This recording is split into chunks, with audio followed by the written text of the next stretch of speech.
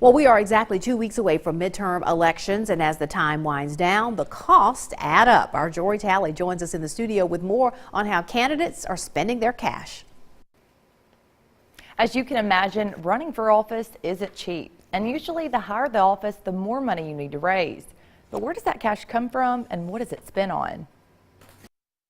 If you don't have money, you really don't have much of a campaign these days. Putting out all those signs and ads takes cash. Dr. Melissa Smith is an associate professor at MUW, and her specialty is following the money. And there's a lot of it. I think Chris McDaniel's raised more than $5 million.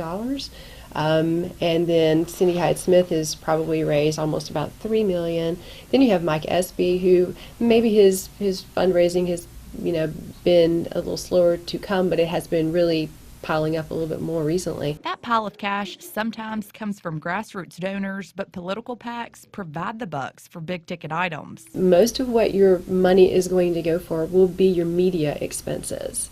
So, it costs money to produce television ads. It costs money to air those television ads. It costs money to produce signs. It costs money to do billboards. It costs money to do radio spots.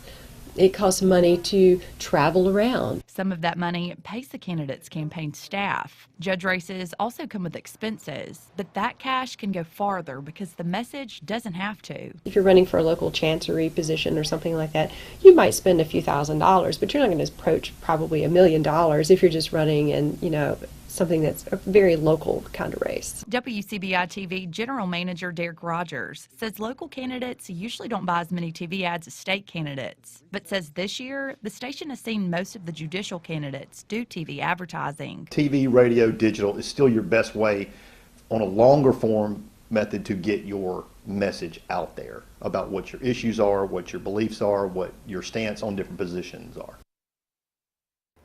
Smith says statewide candidates are also putting a big emphasis on social media, which means you have to pay people to do that too.